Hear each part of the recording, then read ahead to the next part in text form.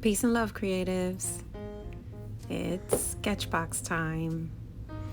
And first thing is, let's check out the art by Carrie Varner.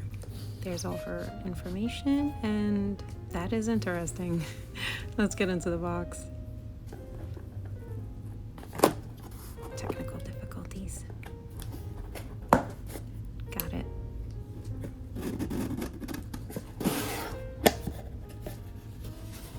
Okay, let's move it over to the side and see what we got. First thing is the art, and I love it. I love the colors. They are awesome. It's by Nikki. I'm not going to say that, but there's all her information, or his information, their information. First thing we have is a mixed media pad by Canson. It's Graduate. I've never heard of that brand before. It's thick. Nice. I even like the shape of it. It's nice.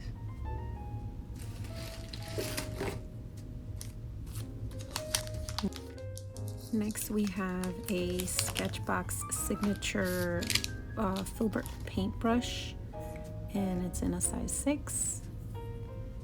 Careful taking it off. I actually don't mind that. It's nice. It's a wide kind of brush and it holds a lot of paint, but it also can give you nice straight lines. Next is the Archer and Olive acrylograph pen and some Holbein artist gouache in elm green, iron oxide red, gardenia yellow, and white.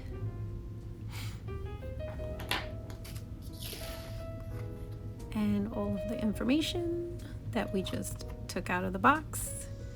And the Graduate Natural Mixed Media paper is tone paper, and it's 220 GSM. There's 15 sheets, so I'm excited. I wanted you guys to see that the first page was like stuck to the cover. It didn't matter for me because I was going to use it as a swatch piece anyway. Opening these Archer and Olive acrylograph pens was nice because it had like a little pull and boom, it was nice and open and perfect. It was nice. It's definitely one of those kinds of pens where you have to shake and pump. Opening it was a hassle and I wanted to show you, so I left this in. Yeah.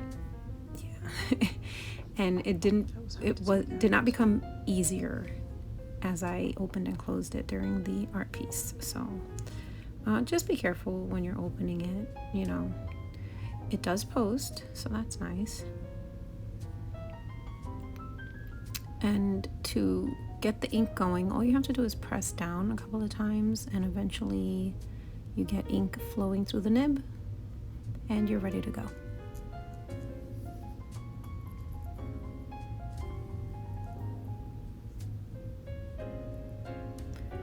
Now with these pens, when you have a plastic nib like this, you want to be careful when you're doing your straight lines or writing, because there can be some splatter or kickback, so just be aware of that and just be careful.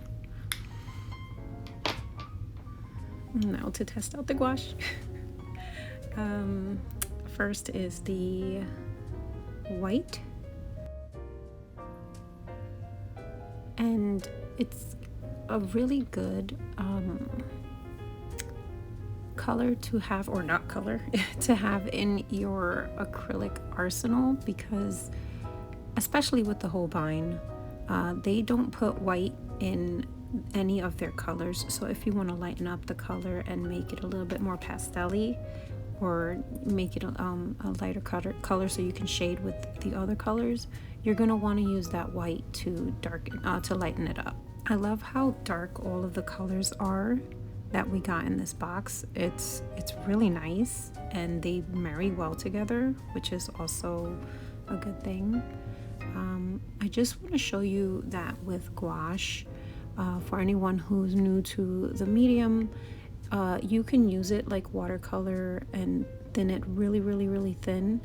You can even do like a wet on wet technique, which is wetting the paper and then putting the paint on top of it. You can get a variation of different colors just by diluting it a little bit with water, which is also very nice because with one tube you have many different colors of variations of that color, I should say.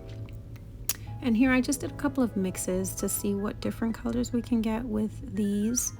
This is just me trying out the white to see how it goes on top, and it goes on perfectly. I love it. Oh, I wanted to see if the Archer and Olive acrylic pen was actually acrylic, and you know, once it's down, it's down. I just wanted to make sure it was waterproof. And as you can see, gouache, the Holbein gouache, is not waterproof, so just be careful when you're putting down your paint and going over it with another layer. I decided to use my Sketchbox informational sheet as a palette because reduce, reuse, and recycle, right? So in this piece, I just pretty much wanted to draw a fish on a plate. I don't know. That's what I wanted to draw, so that's what I drew. I left in the sketching process.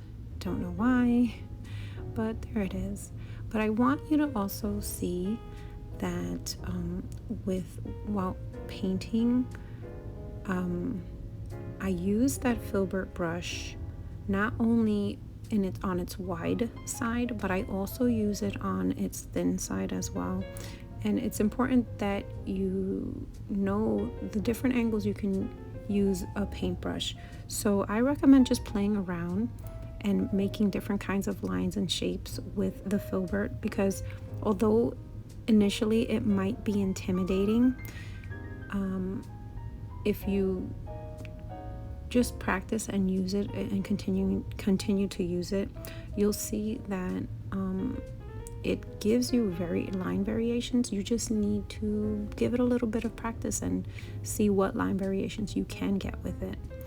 And if you notice here, me turning the paintbrush just to get those straighter lines, and yeah, it worked out really good. I was worried myself because I didn't have a thinner brush, and if I wanted to do thinner lines, how do I get them? And I was like, you know what?